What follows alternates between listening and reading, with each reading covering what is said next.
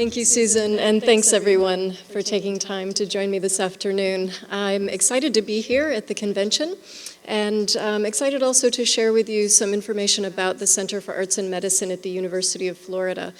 In this session, I'm going to present the center and our work. I'll overview what we do and also highlight several research studies. So I'll jump right in with this introduction. So the Center for Arts and Medicine is one half of a whole that we call the Arts and Medicine programs at the University of Florida. The Arts and Medicine programs at the University of Florida are the UF Health Shands Arts and Medicine program, which is a department of UF Health Shands Hospital that was established over 30 years ago. About 5 years after the UF Health program was established, the Center for Arts and Medicine was created as an academic unit in the College of the Arts at the University of Florida. So I'm going to start by overviewing our clinical program because that's where it all started. So as a department of UF Health Shands Hospital, we exist to make the healthcare experience better.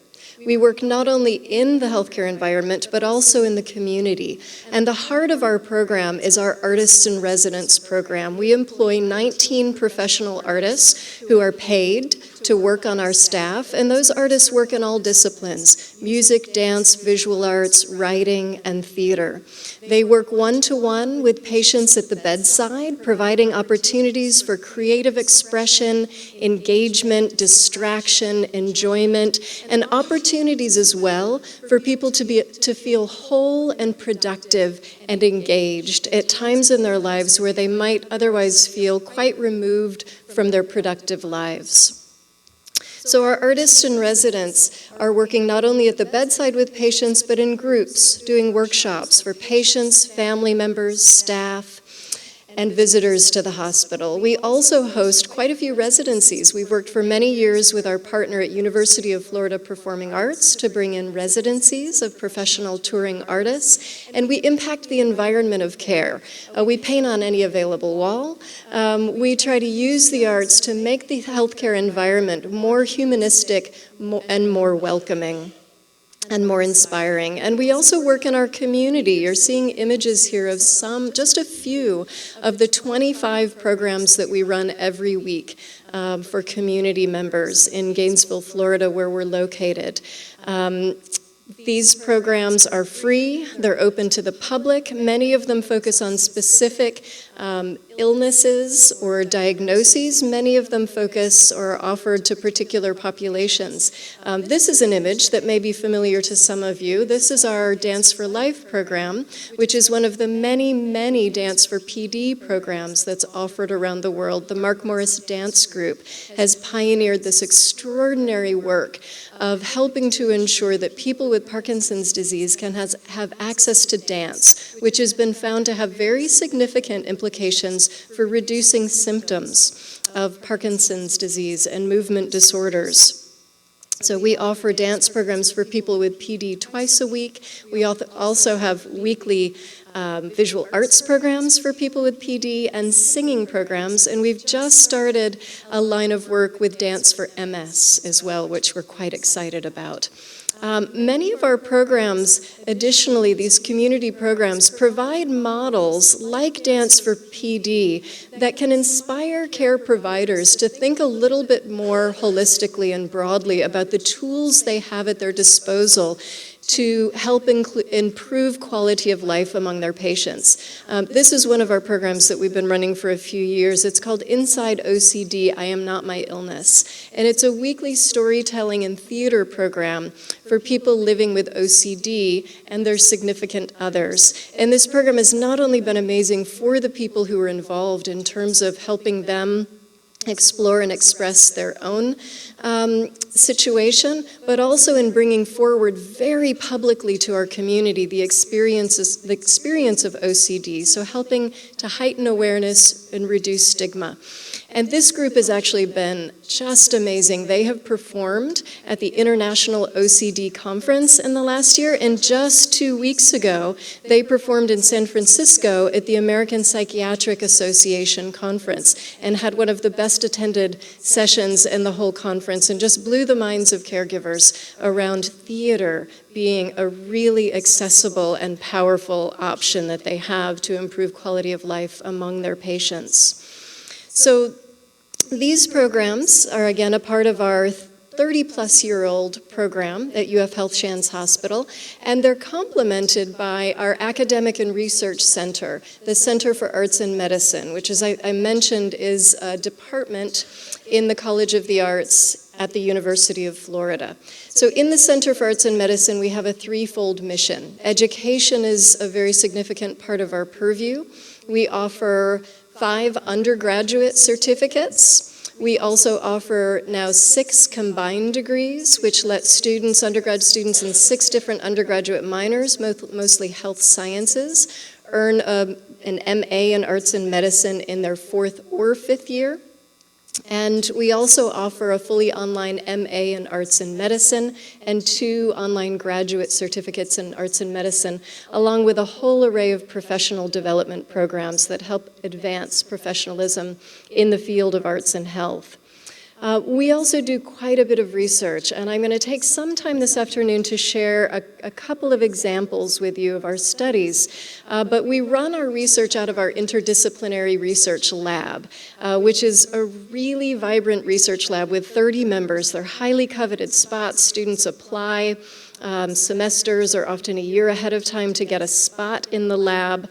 We primarily do mixed method studies, although we work across all sorts of research methods, randomized clinical control trials, and I'm going to break down one example for you this afternoon of one of those studies. We mostly, as I mentioned, do mixed methods research, which means we blend qualitative and quantitative methods to explore not only to what extent do the arts make a difference in the health of individuals and communities, but how and why. And that's what the qualitative component does for us. We're also joining many others in the field who are focusing quite a bit these days on evidence synthesis. And the good news here is that we have a body of evidence in the field of arts and health that has evolved to the point where we can synthesize it. There are enough studies out there now that we can conduct scoping reviews and systematic reviews and even meta-analyses. Not to over-glorify that, we've just sort of tipped into the space where the body of evidence is maturing to that point. But we're seeing more and more each year examples of evidence synthesis coming forward, which is really important because those become the sort of easy grabs for people to understand how, not just in one isolated situation, but how at a more collective level, the arts can make a difference in the health of individuals and communities. So I'm going to tell you a little bit about the first study listed there. It's our MUSE study. It's Music in Urgent and Emergent Settings. And this is, I will say, my co-investigator colleague on this study is Dr. Adrian Tyndall, who is Dean of the College of Medicine and Chair and Director of Emergency Medicine at the University of Florida. And he has described this study as the most complicated study that the Department of Emergency Medicine has ever done. And I love thinking about that because for him, he has an incredibly complicated job.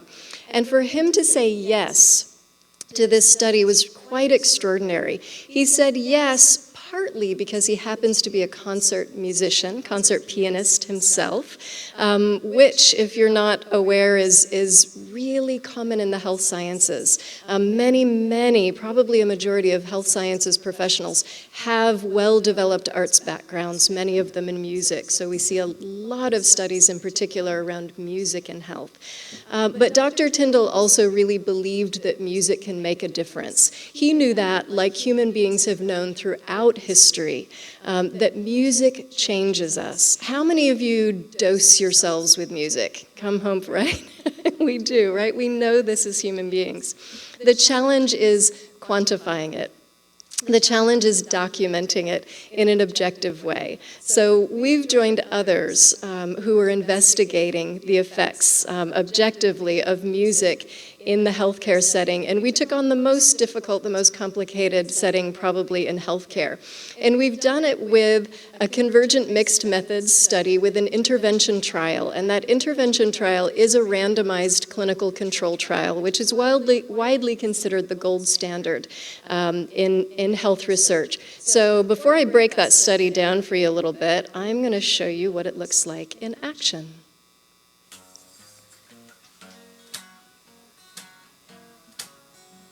Volume.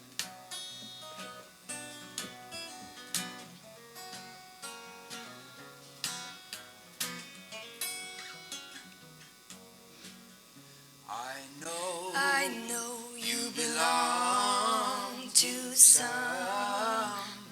new, but tonight you belong to me. Although we're apart, you're a part of my heart, and tonight you belong to me. Way down by the stream, how sweet it will seem.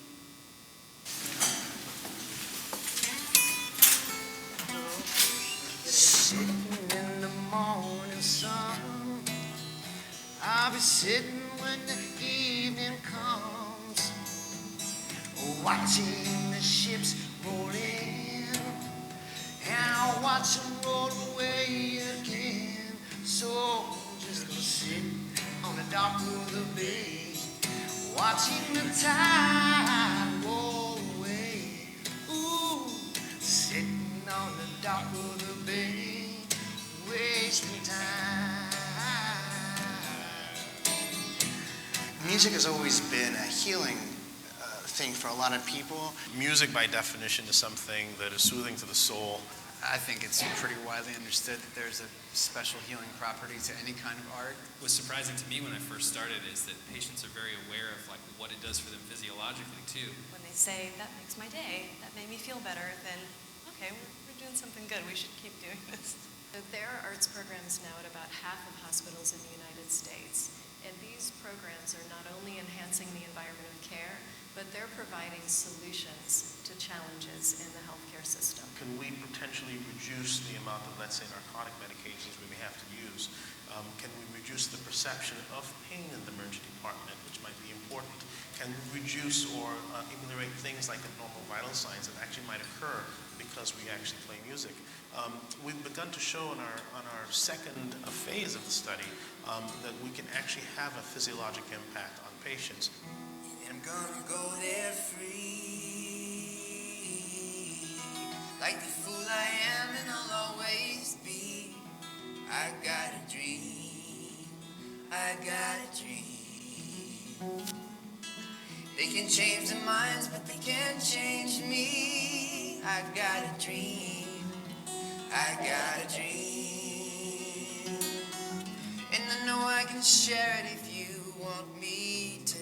If you go in my way, I'll go with you. I was a skeptic. I thought that this might actually cause problems, but very quickly I was dissuaded of that, and I have really learned to embrace this as something that I think will be very impactful in our environment. You kidding me? I recognize that song. Might just make my kidney stone pass.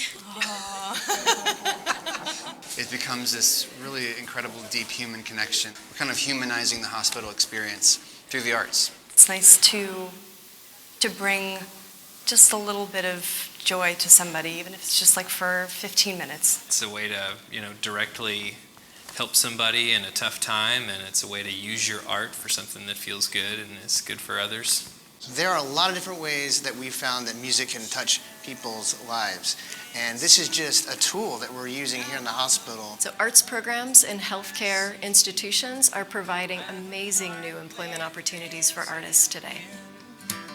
By the mark, where the nails have been, and by the sign upon his his precious skin. I will know my Savior when I come to him, by the mark where the nails have been. We've seen evidence that playing music reduces or lowers blood pressure. Okay, we've seen evidence that music actually reduces perception of pain because it reduces the quantity of the amount of pain medication needed. We've seen substantial increases in patients' satisfaction with their experience in the emergency department. These are some of the sort of cornerstone findings we've actually found. Part of what we want to do is to continue those investigations and really create some robust data around this. When I come to him, by the mark where the nails have been. It's on Calvary's mountain where they made him suffer so. All my sins were paid for a long, long time ago. So those musicians are amazing, aren't they? First, right, yeah, and thank you. We are incredibly proud of the artists who work in our program, and they have long, sustainable careers with us for a lot of reasons, and that's another conversation. But we are very proud of the caliber of artists that work in our program, and also understand the importance of that for making a positive impact. Another thing that I love about this study is that our clinicians, we have a whole big group of co-investigators who are clinicians in this study, and their goal is to create a morphine equivalency for music. And they sort of describe it, and I love this image. We sort of half joke about the day when you're in the emergency department, hopefully not, but if one were looking in the emergency department, and you hear a clinician holler across the room, give him 10 minutes of music and then we'll see what we need. You know, the idea that we can actually make an impact on pain with music, which doesn't have risks and doesn't have side effects, could be quite a game changer in healthcare. So how do we approach this? How do we move toward that day? Well, with research, and I'm going to focus a little bit more on study design as I present this study to you than outcomes, because I think the how we study these things is quite important. So we've invested for almost 6 years in this study. We started with nearly 2 years of the development of practice with musicians and residents in the emergency department, and then we did a proof of concept study that would help us power the study effectively. So for 20 weeks, we alternated music on, music off days. We involved 1,200 patients in the study, and we asked the question, could we see a perceivable difference in pain medication utilization and cost of care on, days off? We did, and we were able to power the study adequately. We were also able to develop a best practice guide for bringing music into emergency and trauma care, and then we were able to move into our second phase of the study, which was a double-blinded randomized control trial.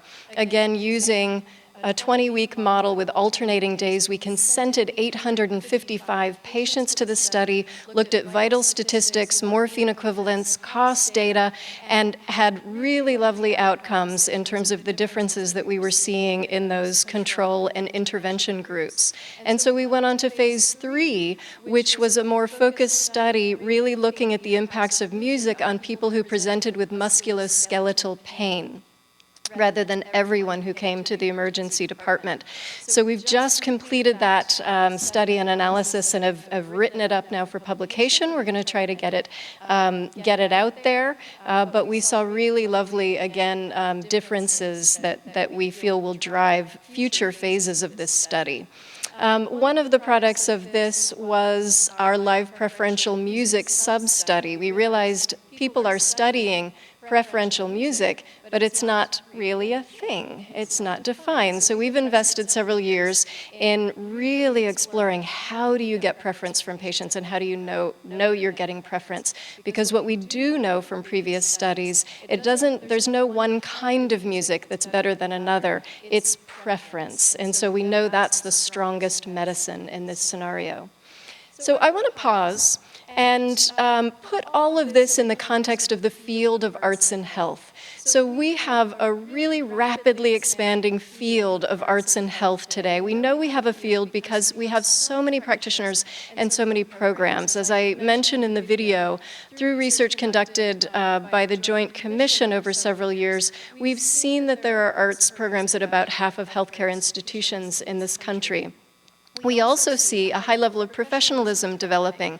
The National Organization for Arts and Health, our professional association, has developed standards and ethics for practice, and there's also certification and development for artists to work as professionals, and I believe as allied health professionals in healthcare environments. We also know we have a discipline because we've got academic programs like ours, and we're among many others these days, and journals, peer-reviewed journals dedicated to the topic of arts and health, and we also have a defined taxonomy or language to use in education, in research, and in practice in the field. But the other thing that we're understanding more and more today is that most of health actually happens outside of hospitals, right? Sickness happens in hospitals, but health is something that we need to address in communities and outside of hospitals. It also happens in the context of this socioeconomic model, which is a model that simply helps us understand that as individuals, we live in the context of and in relation to others. Across our interpersonal relationships, the organizations we affiliate with and live within, our communities, and even policy. So it's important for us to think more collectively about how the arts impact health today. We also are thinking in regard to the social determinants of health, which is the understanding that, in fact, only about 10% of the determination around health has to do with quality of health care. What really has to do with the level of health that one can achieve is the conditions and the circumstances in which we live, in which we work, in which we play. And many people are talking about culture more and more today as an implication of health to the extent of even 40 to 50%. So arts and culture are a very, very significant driver of health and influencer of health. And today, the social determinants of health, which is considered kind of the fourth wave of public health, is shifting into a language, a fifth wave of public health, that's centered around a culture of health and looks more deeply at the root causes or upstream causes of those social determinants of health. So why is there lack of equity? Because of historical, intergenerational trauma, racism, those sorts of things. So we're looking more deeply at those social issues that cause those differences in our social conditions. We're also thinking about collective influences and actions. So not just the choices that individuals make, but the choices that we make collectively. So this is one program that we operate in our community with all of that in mind. It's called 352 Creates, and it's simply a hashtag. It's that simple. It's an uncurated, all the time, anywhere, anything goes arts festival. We created a hashtag and a social media and communication strategy to associate the arts with health and to invite everyone in our community to bring their creativity forward every day and to provide opportunities for others to be creative. So the program is structured across creating in community and creating in place. So Create in Community invites people to plan experiences that they can hashtag through the 352 Creates hashtag, anything, anywhere, and associate it so that we have a collective movement toward engaging in creativity for health. So pop-up capoeira class, lovely woman who does Indian Rangali art. This is a group of writers who meet at a coffee shop, invite the community to come. Here's a dancer who did a pop-up in a park one day, and by hashtagging, people are invited to come. This is an after hours, after 2 a.m. bar for people who come from the clubs and do something creative as they rehydrate. Here's another capoeira event in the community, and then Create in Place is about making it happen where you are, where you live, where you work. So here's a business that just decided to use those glass walls to make art in the middle of a work day. This guy said, hey, this is creative, my dinner. and flower arranging. Again, anything goes. Here's a tire store where they started doing arts activities, campus pop-up. So these things are happening all over our community simply through the open invitation and the implication that we all own our creativity and we can do something toward our collective health. So the question again comes to, how do we measure this? How do we measure these collective level impacts? So we've engaged over the past 4 years on another project. Actually, we were challenged by the State of Florida Division of Cultural Affairs, whose strategic plan has all kinds of language, like the arts help to create healthy, thriving communities, and they contribute to well-being. Well, our Secretary of State challenged the division. If you're going to say things like that, you got to measure it. You have to know. So they came to us and asked if we could create a set of metrics or indicators for associating the arts with health at the community population level. It was a really big challenge, which we accepted, and a few years into the project, we realized that this wasn't only happening in our community, but at the end of our project, about 8 months ago, I was able to find about 15 other indicators projects around the world. So there are many communities now looking to sort of document the associations between the arts and health. These are just a few, and in our report of this project, which is on our website, you can find a comprehensive list of these programs. So what we did in this project is another mixed methods study, an explanatory mixed methods design with sequential elements, in which we conducted both qualitative and quantitative studies again to create our indicators and make these associations. So moving through our methods again very quickly, in year one, of course, we went straight to the literature to see what was known, see what was done, and we also conducted a pilot study. We developed 10 questions which went on a statewide survey, and we collected 500 responses that helped us to develop our variables, clarify our variables, develop those indicators, and also look at some of the associations specifically. So we developed our exposure variables, our covariates, which are essentially the things we'll control for, and then the responses. And in that study, we saw some lovely associations. We saw generally that people who were participating in the arts, both informally and formally, had higher levels of satisfaction with life. They reported better levels of health, and they reported higher levels of community quality of life. So that fueled us to move forward.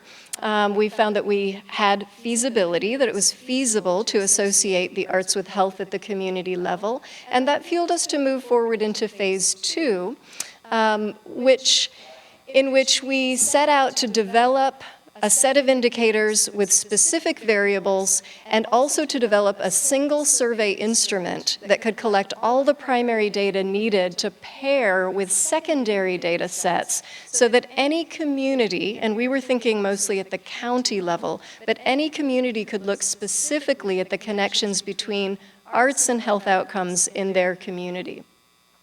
So this is what our indicators looked like when we developed them. We have 3 primary domains: wellness, arts, and community, and several indicators underneath each and multiple variables behind each.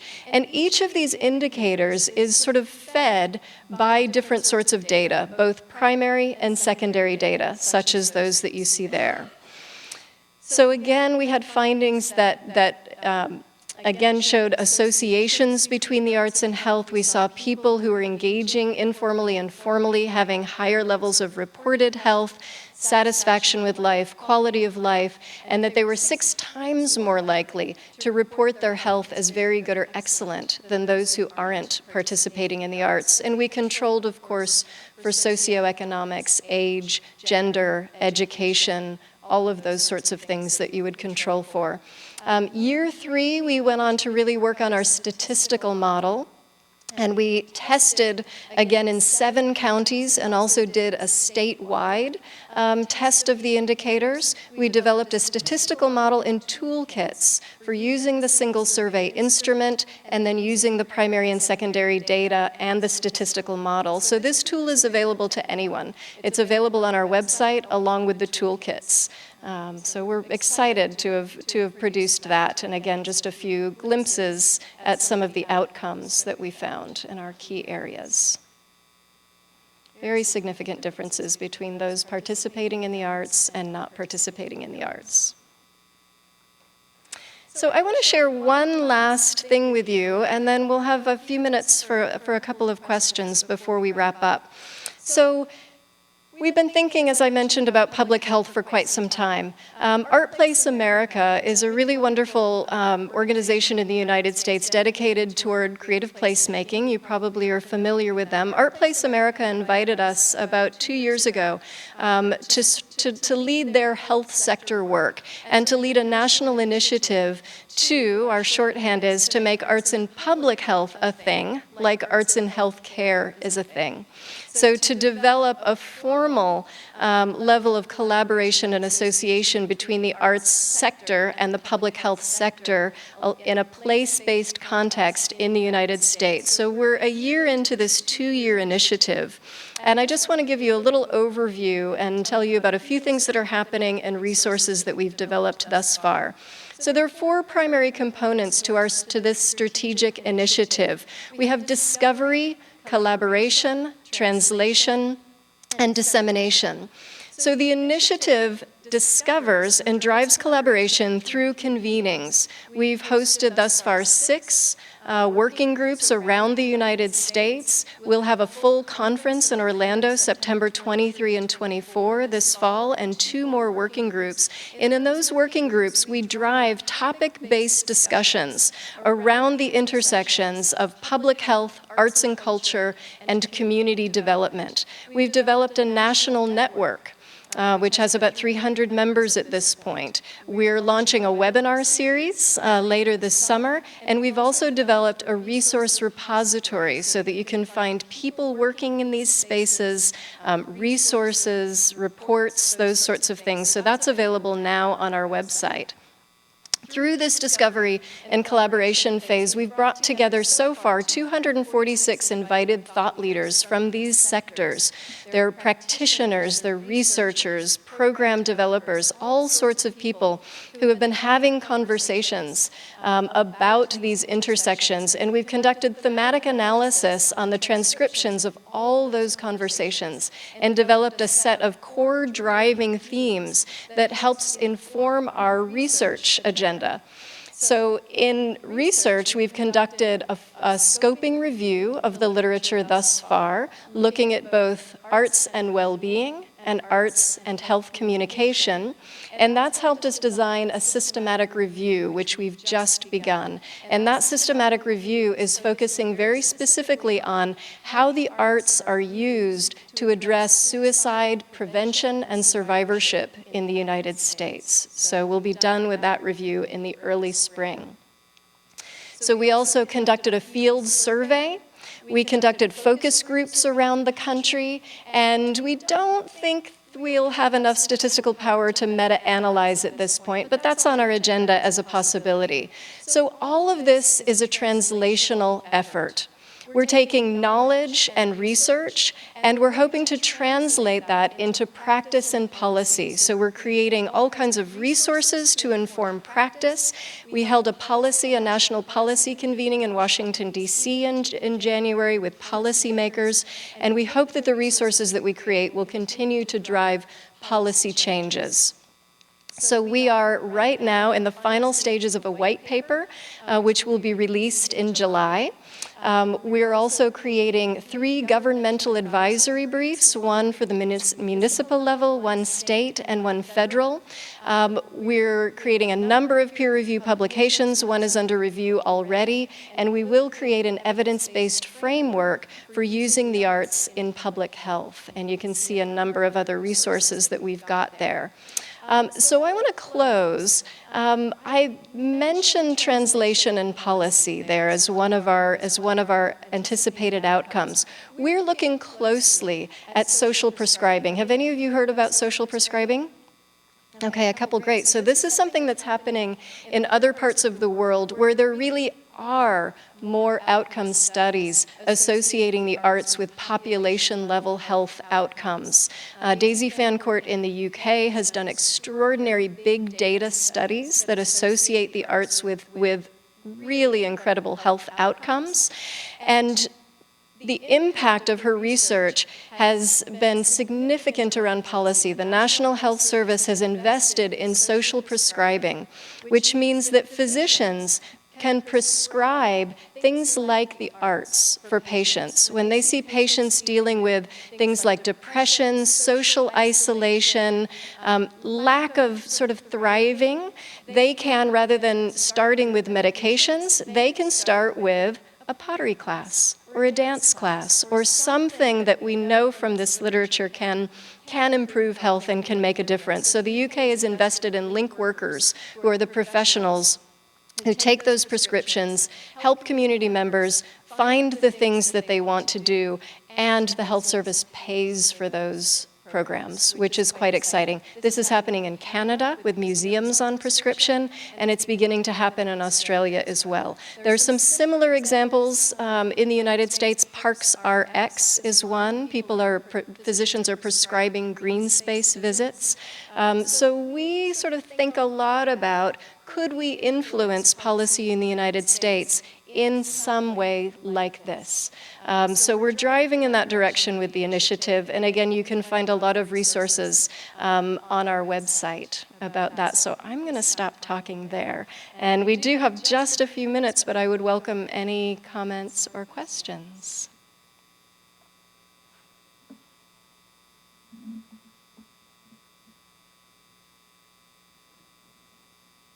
Right.